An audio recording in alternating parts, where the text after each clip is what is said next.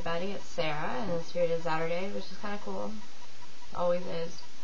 And today the topic that we have is surrounding the distinction between healthy emotion and not healthy emotion. Emotions are really, really important. They make us human. I'm convinced that there are some larger animals out there, some very intelligent larger animals that can also experience emotion. But in terms of long-standing emotion, enduring emotion, as complicated as we know it,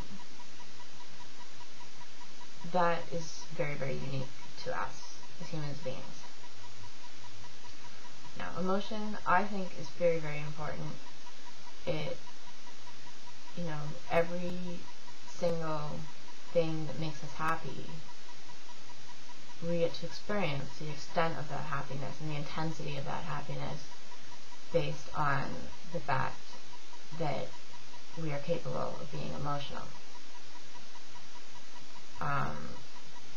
And unfortunately, in eating disorders, we start to see the low emotional side of things before we actually get a chance to see anything sort of empowering or beautiful about emotion too. So a lot of times we start to become almost emotional phobic, and we just get scared and run the other way whenever we start to feel an emotion.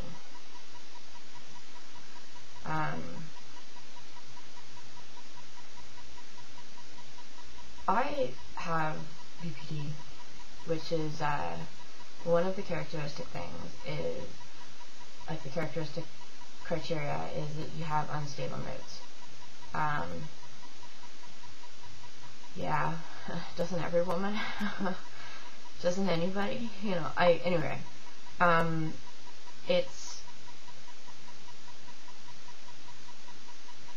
not really sure who decided that criteria was going to be part of the BPD diagnosis, but I am a very emotional person. But we also live in a society that is pretty much emotional phobic. And one of the sort of overlooked aspects of an eating disorder is sort of conforming to that society ideal where you have control over everything, and that you don't ever lose control through emotion, you don't lose control through food, etc., etc. And it's very, very difficult to be proud of who you are when you're very, very emotional, especially in a situation with an eating disorder, because the large part of your emotions are negative.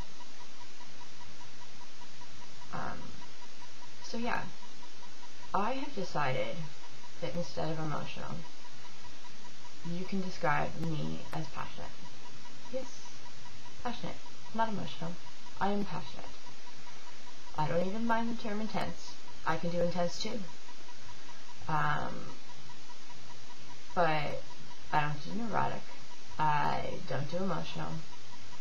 And I don't do any sort of terminology that is loaded negatively by our society, because I don't consider my emotional experience to be wrong or bad or somehow qualified that way.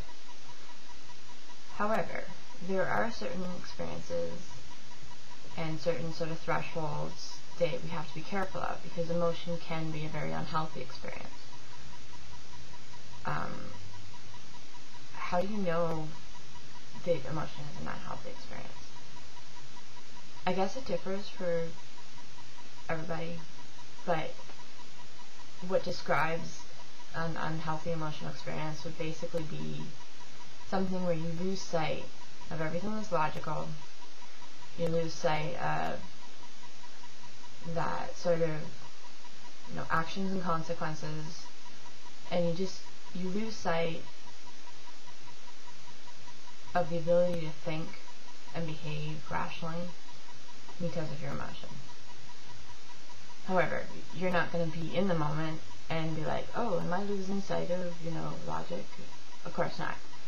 So, how do you know in the moment that it's a healthy emotional experience?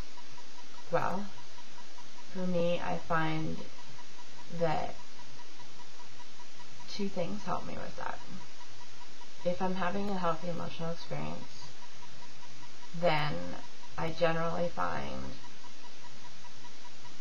that my coping mechanism of choice is one that's also healthy. So if I choose to go for a run because I'm angry, that's, a positive emotional experience. If I choose to hurt myself, that's not really a very positive emotional experience. The other thing too is if in the moment you can see the emotional experience ending, no matter how bad the anxiety or how crippling the fear or how angry you are, if you can see the end of that emotional experience at some point, then chances are it's probably a healthy experience. When you can't, and when you get overwhelmed by that emotion, and you swear to God that it's not going to get better, and that it's always going to be this way, and that you can't possibly survive another moment of this because you don't know when the moments of that end, that's not a very healthy emotional experience.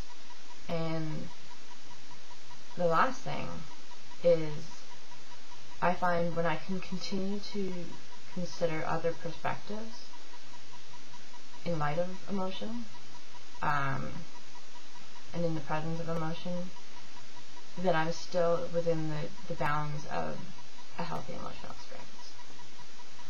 When I can't,